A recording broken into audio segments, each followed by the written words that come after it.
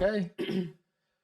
We're trying to decide whether we should stop talking about what we were talking about and start a podcast. Or is it supposed to be the thing we're supposed to talk about? Who knows?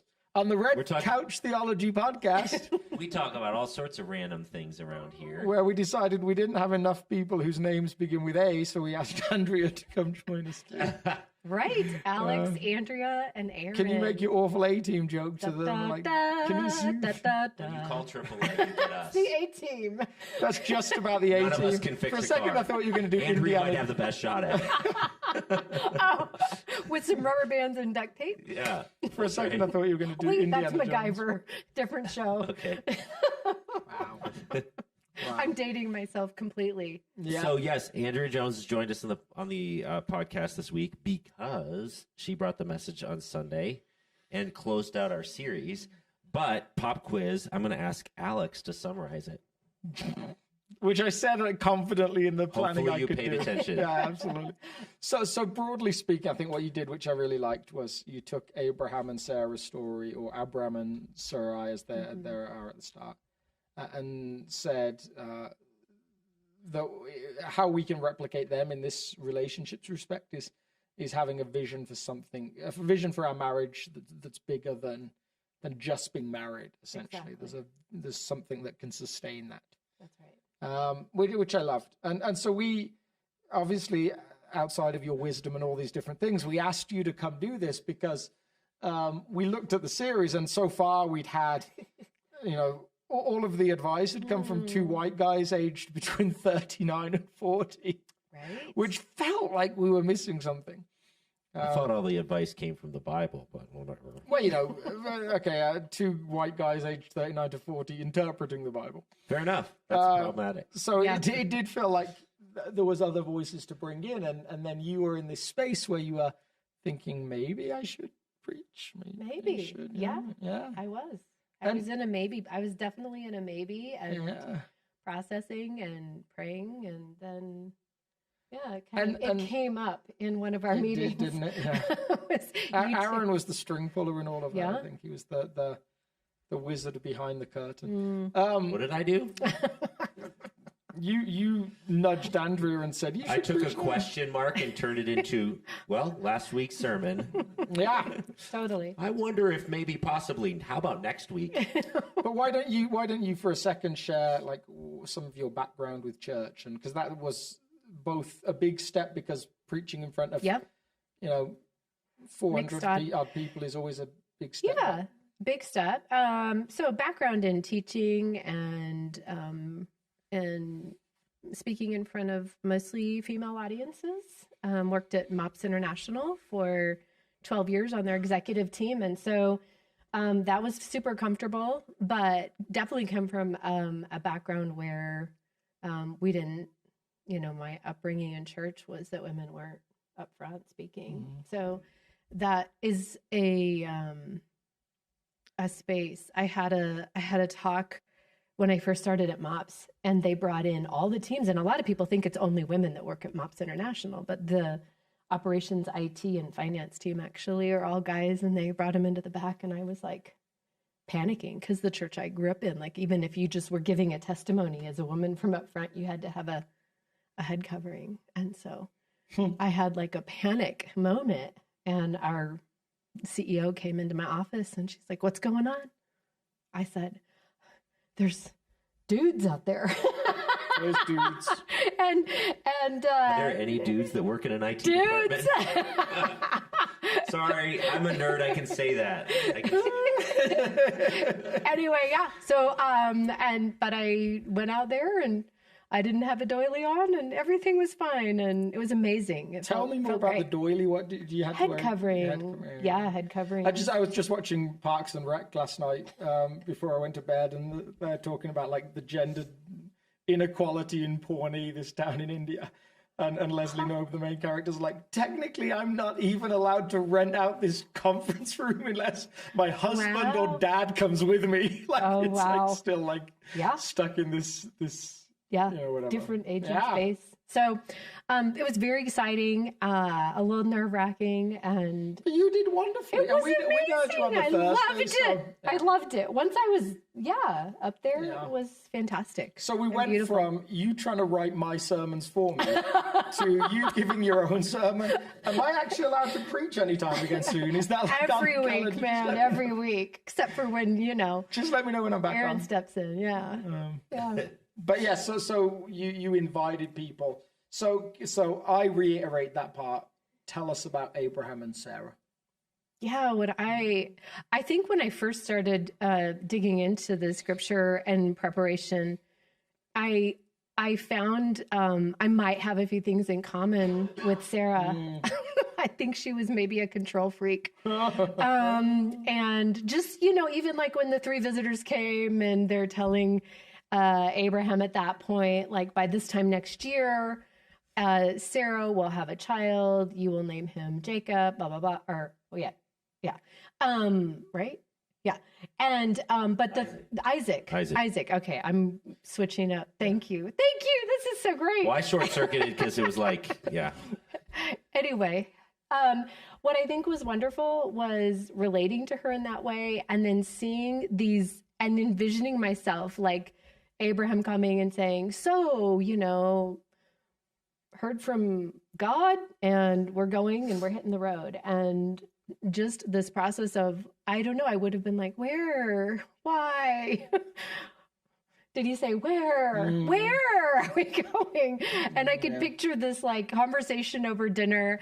And then what was just striking to me in all of that and the continuum of their journey and God's moments where he appeared to them or he showed up to them or he spoke to them was this reflection back on a bigger promise, on the whole invitation from them was outside of themselves.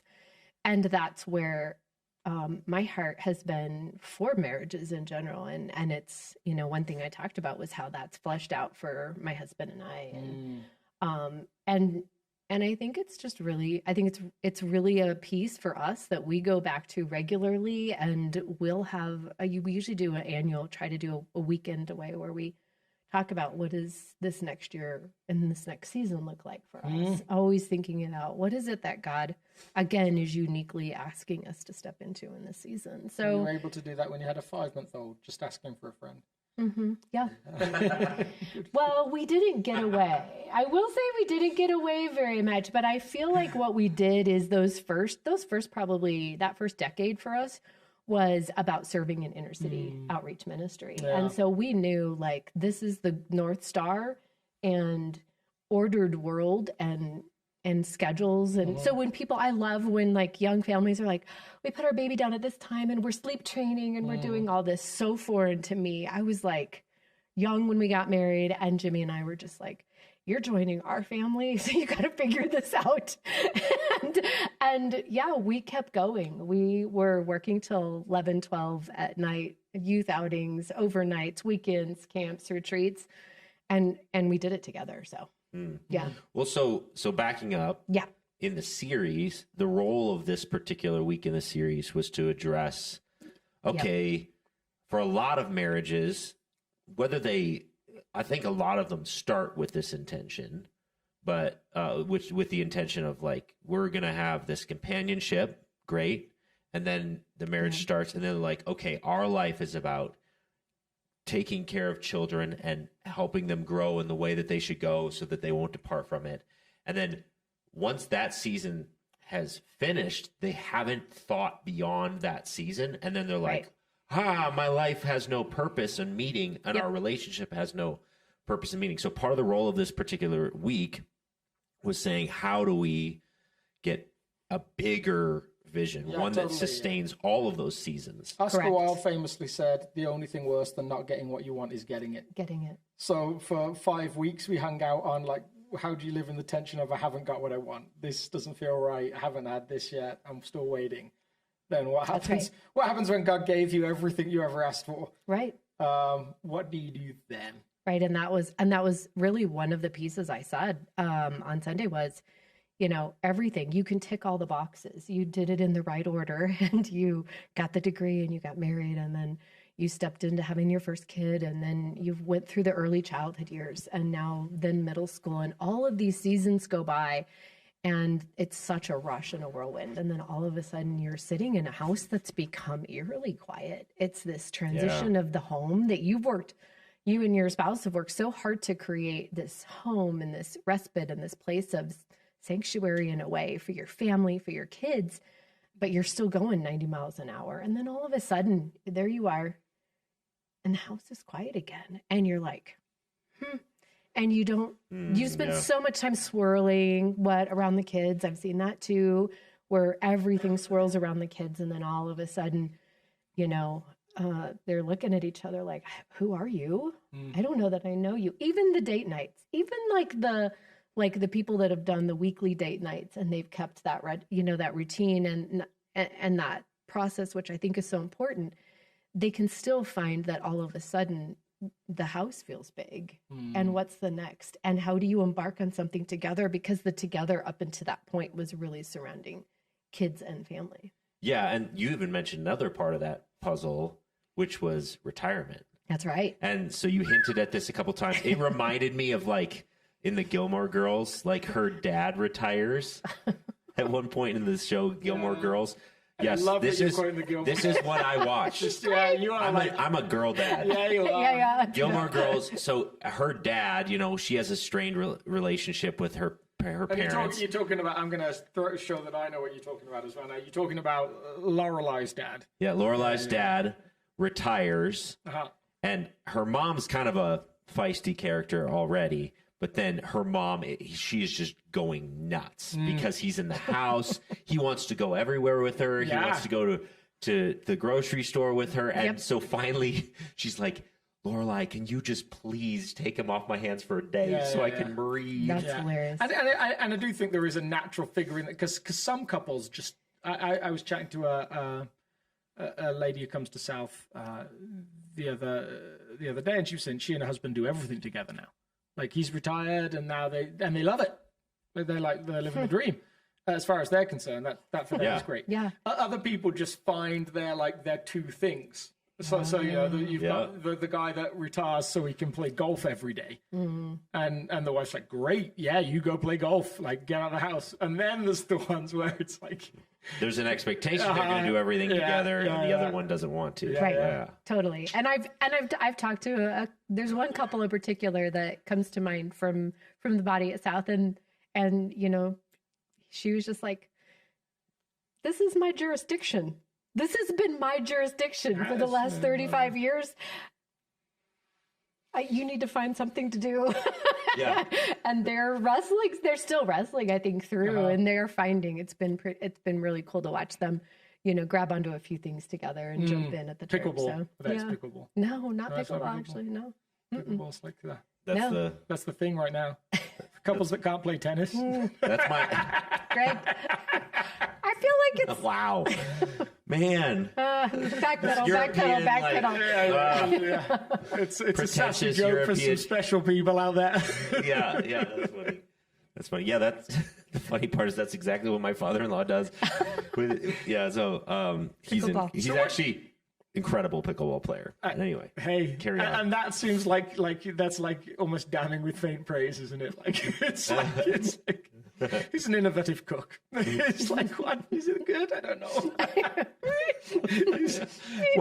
Now we know where Alex stands on pickleball. No one invited Alex to play pickleball. No, I already have. I've already taken 2 invitations to go play pickleball. Really? Yeah, I'm open. I would describe myself as open. But I also like tennis. So what I want to learn from these people is, why is it just not poor man's tennis? So I'm open to learning that. I've been wrong about lots of things. Anyway, to move on. When you end up in this situation, what do you do? Like, what's the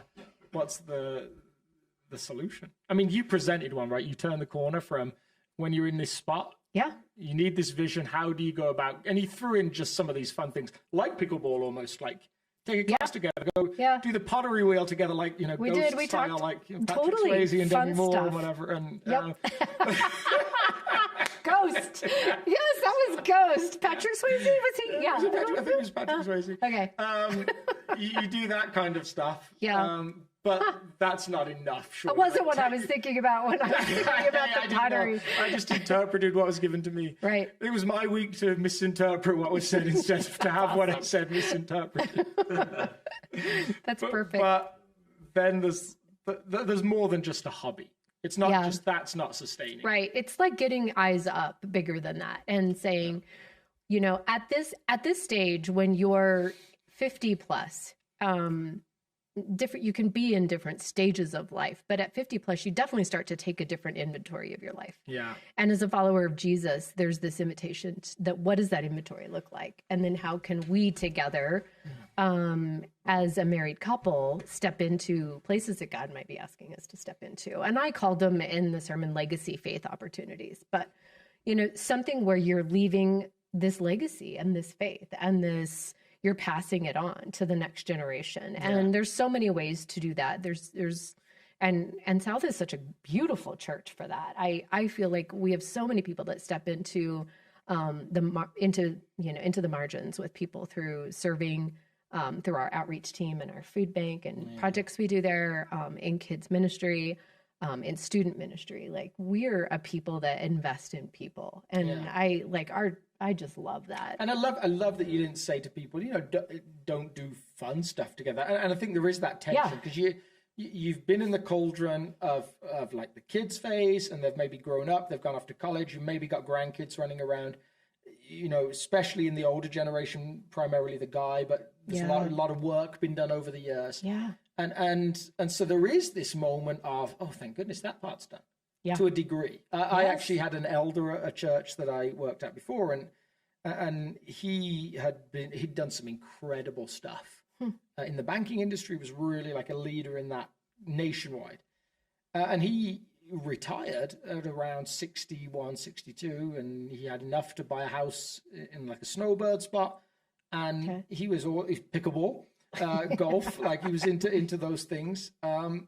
And I just got that sense, no, he really needed that space for a while at least. So you're not saying to someone, just like, stop working 40, 50 hours a week at your job, now start doing something else for 40, 50 hours a week. No. But you are in a really healthy way, I think, landing on this idea that, well, retirement isn't really a biblical concept. Exactly. A friend of mine said to me once, he said he's this like guy in his late 70s, 80s now, and he's started multiple companies, the last at 75. And he said, you know what? He said, retirement, the word comes from what they did to horses the moment they could no longer stand properly. Like the moment they couldn't work anymore, they put them into a field to graze and die over the next 6 months. Right. And he's like, I'm not ready to do that. Right. And so he said, like, I decided I was going to find what I loved doing and people I loved doing with it and do it for as long as I could. I think that's the invitation, right? Is to lean into getting to know your spouse again in a different way. You kind of get to date again and new jokes, and you know each other so well. There's a familiarity that's beautiful that wasn't there early in marriage. And I think some of my ideas too were around even like adult children. You know, as a parent, once they're launched, like you're fired. You're fired. The parenting role looks so different. And so figuring out how to embrace that and then move into like, okay, what could we do? How can we still cultivate faith traditions in our family? And I think that I actually mentioned a story the week before about a friend of mine back in Michigan who gave me this brilliant parenting advice that I've just been the thing that I've grabbed hold of, like how you get interested in what your kids are interested in. Yeah. Now I don't get to see him and his involvement very more, but I still know his daughter really well. She's a good friend. And what I see now is that he's just taken the same model and he's moved it to his grandkids. Yep. And actually freed them up to be a couple and freed them up to have work dreams and life dreams. And like his dream really seems to be, from what I can see as an outside observer, I get to hang out with my grandkids and do this again. That's right. With a whole generation. Right. And less of the responsibility. Grandparenting is like pretty brilliant that way. That's what I've heard. Yeah, it is. But yeah, with our kids, it's fun. Our adult boys will call and be like, hey, Mom, we haven't gotten together in a couple weeks. When are we getting together again? Like they want to be together. They want to hang out at the house. They want to do game night. And when your 30-year-old is calling you and is like, they just texted actually and saying like, we want to get together. When are we going to get together? And that's, if it feels like, yeah, this is good space. This is amazing space. And texting you, hey, I have a speech. Can you pray for me? Right? Yeah, that's huge. So one of the points that I loved, and this is related to all of what you've been talking about now, but you said one of the reasons why time feels like it speeds up is because we stop having firsts. Right.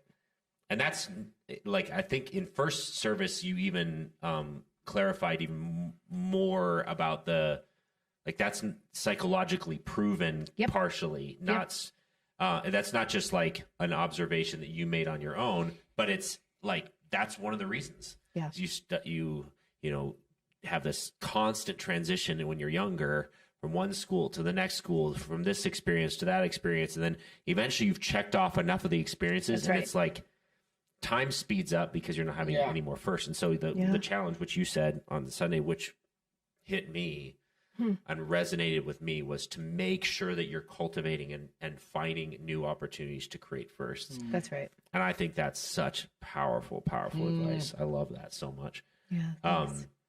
It's good. I think I said, that's when I said I wanted to learn how to play drums. And someone came up and offered to teach Jimmy and I how to play drums together. And Allie was, the rubber meets the road. Right. And Allie, we're going Coming home. to a stage near you. Allie was like, I don't know how I feel about our little house. She's going to be like, with two drummers. Awesome. She's going to be there like, stop making so much noise. Totally. She'll be like the mom. Reversed. Yeah. Oh, that's so good, man. I do think you're right. There is this first element. And then, of course, there is just this natural part that, I always think every year of life I live now is a smaller percentage of the life I've already lived. Like, of course, it feels like it's speeding up a little bit. And this realization that God has given you these years and you have less of them now than you did at the beginning. And maybe, like, especially as I turned 40 last year.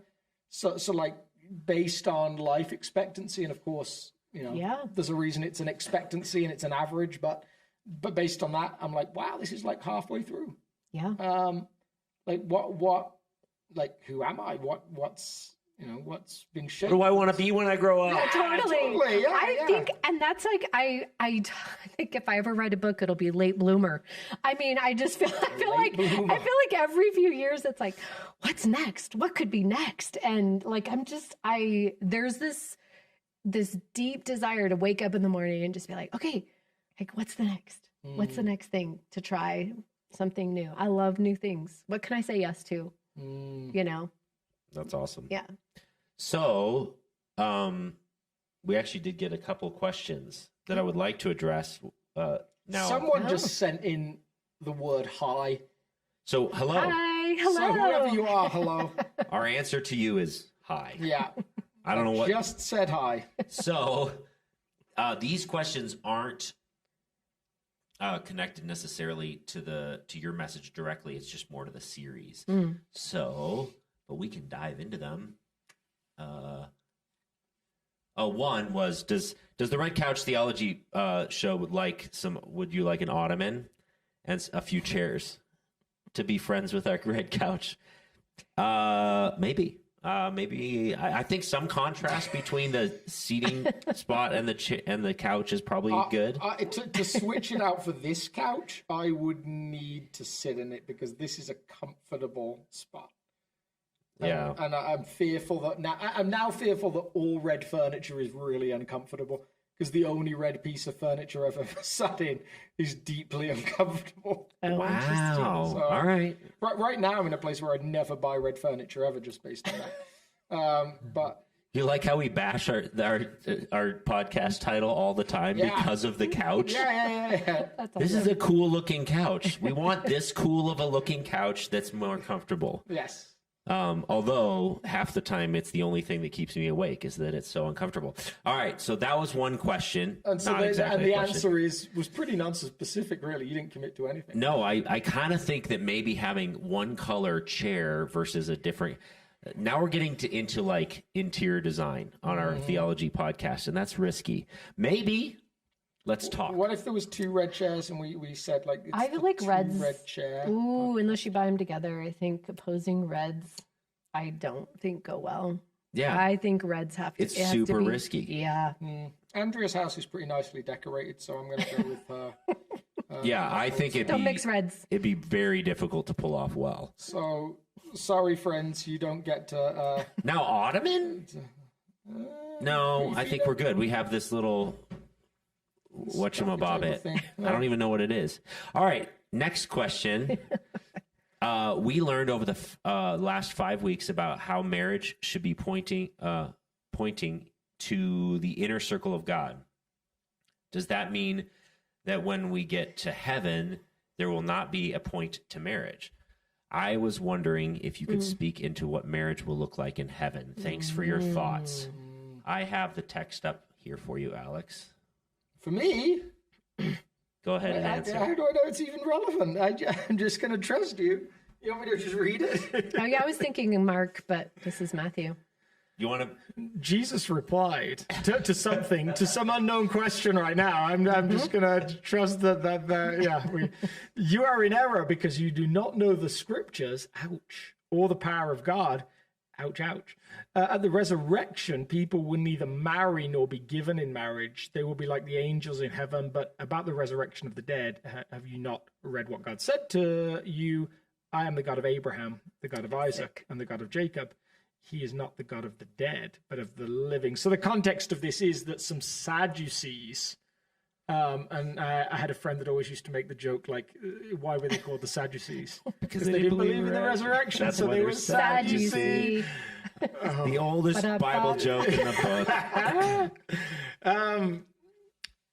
They come trying to get him to admit that there is no resurrection. And of course, they do that with this kind of like ridiculous scenario that they paint for him. Like, supposing a man has a wife and that man dies, and the wife then is married to his brother, and that brother died, and so she's married to the next brother because she hasn't had kids with any of these. It's the levirate marriage system.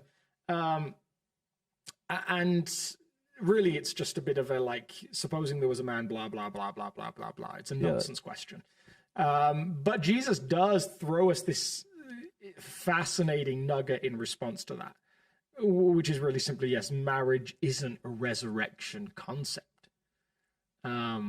Which to some people is a really difficult thing. And now, yet at the same time, it's written into the very marriage vows that you probably have centered your marriage around.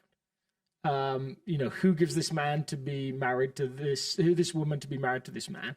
And then you walk through, I take you, for what? For richer, for poorer, for better, for worse, for all these different things, until death us do part. That's right. And so the hard part about this union that we are given as this blessing is based on the vows that we make, and based on seemingly what Jesus says here.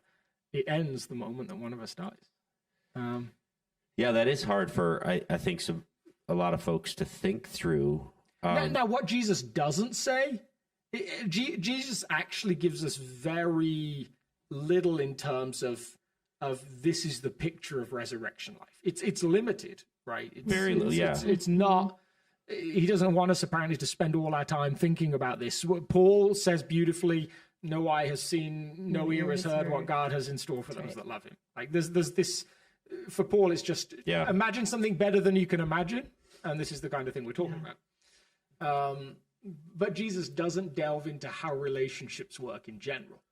So I have no problem believing that you can't feel closer to specific people in heaven than other specific people. I just think the jury's out. We don't know. So is there no possibility? And I've had people that I've pastored that have been widowed. And I remember one beautiful guy I worked with for a while, 97 when he passed away.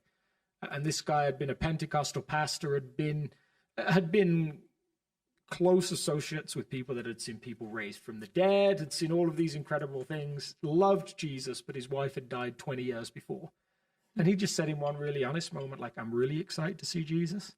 But to be honest, the person I'm most excited to see is my wife. Like it just reveals some of that. You can't live 50 years with someone and not build a relationship that feels like it doesn't continue in some way. Yeah. And so you're kind of trusting the mystery. What I think is fascinating about this question, and whether it taps into the heartbeat of it at all, is I feel one of the things we haven't necessarily talked about in this series is that it seems like when God gives us husband and wife together, a major role that the other plays for you in your life is as part of your sanctification process. Totally. Yes. 100%. And your kids. Yeah.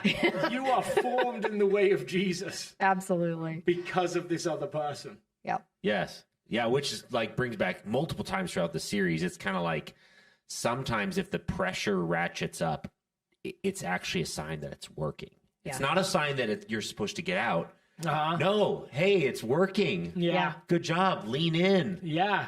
Like this relationship's meant to do this. So when you think about the perspective of eternity and looking back at how God has shaped your life, you know, like something like the Footprints poem tries to capture that. Like imagine the journey that you've walked.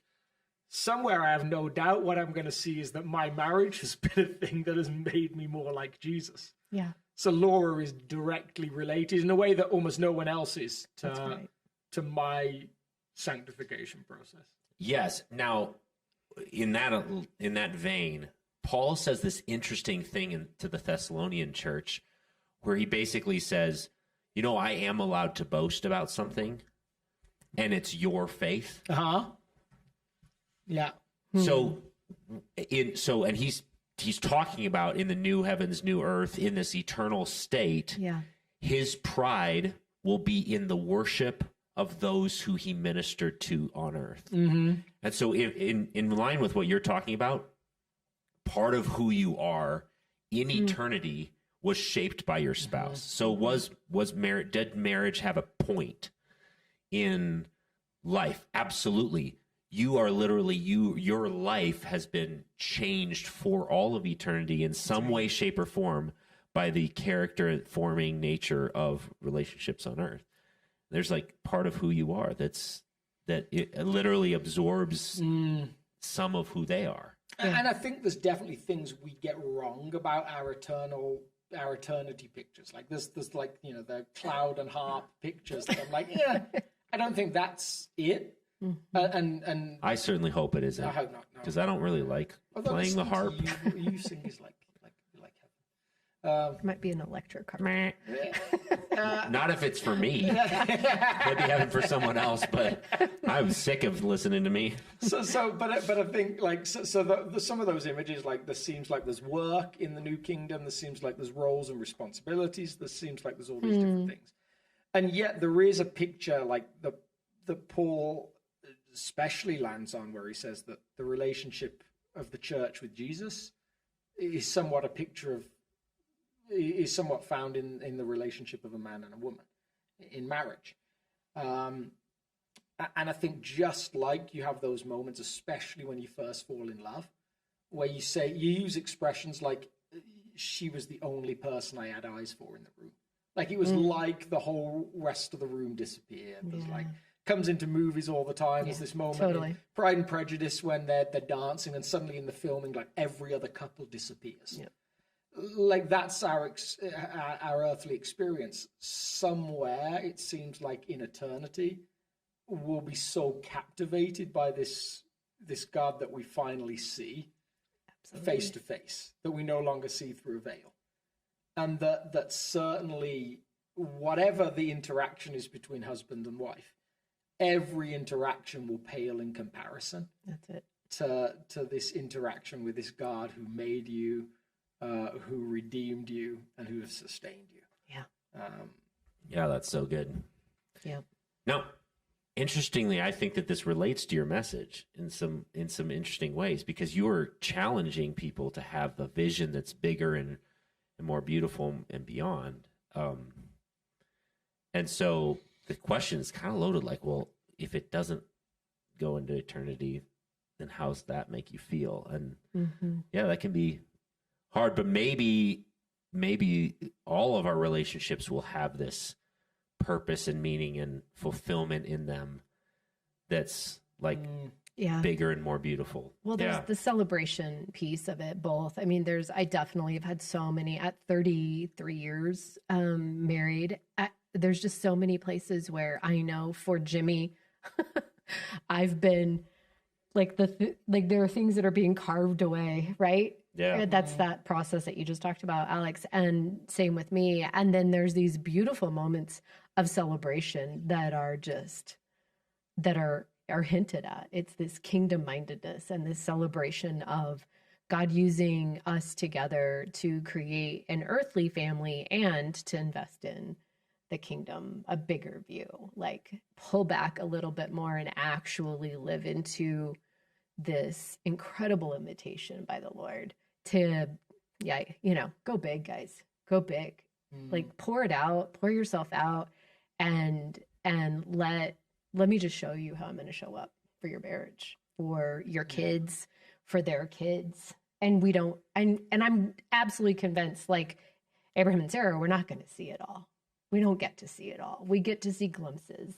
There'll be things that, one day when I'm, getting to go meet Jesus, that my kids are I'm gonna wish that I could I wish I would have seen this in them, or, something like that. And I trust God's promises toward our family and the way that he's led us.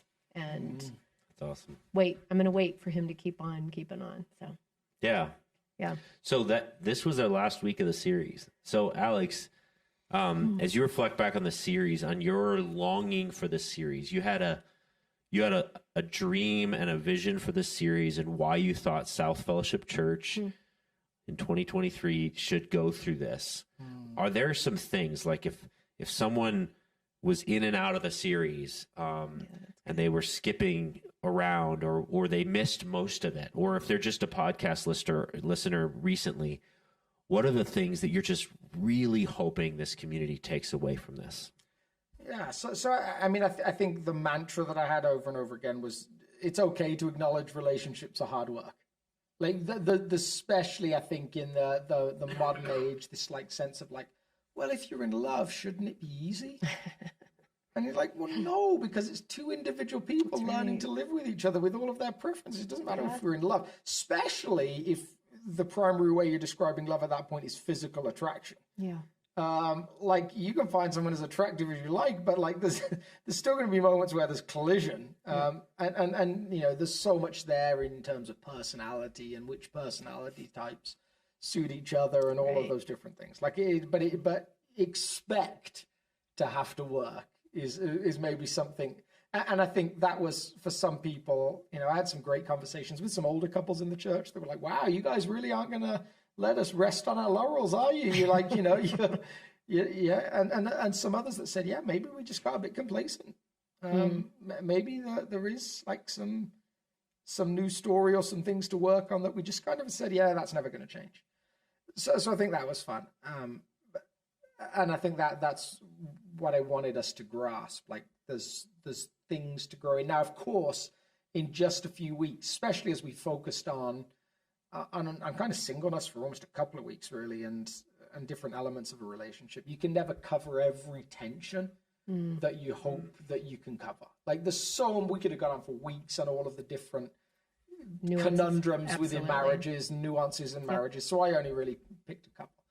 I think the other thing that I was hoping that people would get is it's okay actually to live into the season you're in at the moment. Yeah. And that one great piece of advice I had at maybe 21, and 21, you're a single Christian guy and you're like, oh my goodness, I need to get married as soon as possible. And I was chatting to this friend who was about 6-7 years older than me, who just had his first child. And we were talking about that, and he sat down with me. He said, Alex, can I just say this? While you're single, enjoy being single. And when you're dating, enjoy dating. And when you're engaged, make sure you enjoy being engaged. And when you're first married, enjoy being married. And when you have kids, enjoy having kids. And he could have gone on, but he hadn't been through those stages yet. Because it's so easy to throw in like, oh, I wish I was through the 5-month-old phase. Like, there's nights at the moment where I'm like, can we be through the 5-month-old phase at the moment? And yet, there's compelling aspects to it too. Yeah. You can, and then they start crawling. Yeah. And it's like, yeah, it's always the like, I wish it was something in the future, or I missed the thing in the past. It's really difficult to stop and say, God, you've given me a gift right now. It is, and we talked about that actually in the first series of the year. Yeah. We talked about how our tendencies tend to push us towards past or future, and God calls us to live in the present. And I think too, in your sermon, Aaron, that you did too, you did a beautiful job of just allowing for those who have navigated, the road of divorce to say, like, also in this season, like, it's not the end of your story. And that's again, it was just a reiteration of this intentionality in where we are now. How can you be fully present and embrace where you are, be grateful, and still have that eye to the bigger picture, right, as a whole, and that we're gonna mess up. Man, we're just these fallible creatures that want to look good, feel good, be right, be smart, and be in control. And well, even that, like we used causes all kinds of problems. Aaron and I both used the phrase something like God's grace is greater than your relationship status. God's grace is great, like That's this. right. But you can extend those, like God's grace is greater than your DNA. Totally. God's grace is greater than your parenting ability. Like there's Praise multiple the things Lord. that you like. That they aren't the ultimate factor. So I think there were these different elements that just you hope resonate across a whole series. Yeah. And now we get to go back into the hard work of actually continuing to work on relationships. Yeah, I think that for me in the series, sort of that idea, it was just a good reminder that that phrase you used, that relationships are hard work. Let's work hard on relationships. And I tell my kids this all the time. There is nothing in life that's worth engaging in that isn't hard work. Yeah. Yeah. And things. like, if you want to be good at an instrument, It's hard work. hard work. I think we talked about You that, might get to the place where it's easy, but only on the other side of massive amounts. Like, if you get there, that means you put even more work in, because then the muscle memory is so ingrained for the instrument or the whatever. Let's take something that isn't like super important in the grand scheme of things, but something like golf. Yeah. Like they have this handicap system. Like getting down from 28, which is the highest, down to 20 is actually pretty easy with some moderate work. Getting down from 20 to single digits is a lot harder than getting down from 28 to, and then once you're down in those lower single digits, getting to 0 is even hard. Like, you have to work harder and harder and harder the better you get to see tiny increment. Weightlifting, same thing. Like, there's so many things that in actual fact, like, to get to those levels, you have to work harder. And so you see these incredible guitarists, if they want to do something like even beyond them, like it's even more work. The law of diminishing returns. Thanks for saying what I said over like 5 minutes in like 3 seconds. Darn it, could have just said that. Remember the law of diminishing returns, people. That's right. Anything else we want to cover today in the episode? Is there anything burning in your heart that you're just like, this was the one thing I wanted people to get? I think one thing that in talking to people, even after the service on Sunday, is I had at least 4 people come up to me, men and women, say, man, that thing, I had mentioned something about being on the sidelines. Like, are you actually in the game? Are you on the sidelines? And I think when the world is spinning what feels like 1,000 miles an hour, whether you're both working or one of you is working, one's primary on home front, whatever that looks like, I think that it's really tricky to and easy to kind of bow out and sit on the sidelines. I think I said, or ride the pine or whatever that was. But basically, that happens so much, and your kids know it when that happens. And there are just really hard seasons in life where that may be a short period. Like it may be that there's a short period when that's a thing. I think one of my things that I wish we could have got to somewhere that I don't think we really did, was some of the why of the sidelines. Right. So sometimes it's just like it's a disconnect somewhere or something like that. Yep. Sometimes, like one of the things I wish I could have landed, and we'll probably come back to at some point, is how do you help couples check, like, why are we living the way we're living? So some of the things that force you to the sidelines or force the marriage to the sidelines are, do you know what? Our kids are in 50 different activities. Yeah. And the question I would always encourage people to ask is like, why Yeah. are they in 50 different activities? Exactly. Do they need to be in 50 different activities, or would 40 have been okay? Yeah. Like sometimes it's like we're both working an absolute ton, and then you get to the bottom of it and you're like, well, why are you working an absolute ton? Yep. Well, so we can live in a 5,000 square foot house and we can both drive 2 brand new cars. And you're like, okay, why? Choices. And it's not that necessarily inherently the choices are bad and that you're telling the person, No. don't do it. You are at least asking people to look through the lens of, is there something that you're chasing that you think you might find in constant busyness and you think you might find in 2 new cars on the drive? Right. And actually you might find it in the core human relationship that God has called you to. Yep. And that's getting sidelined because you're just too busy. Right. And I would say, I mean, Jimmy and I, as I shared, we have spent 28 years working in an outreach ministry. And a lot of the families, the kiddos we work with had families that dad wasn't around. Dad wasn't present at all. And yet we then spent some time working with kids where technically dad was present. He's in the home, only he's flying, traveling 5 days a week. When he is home, he's in his, work. He's staring at his phone.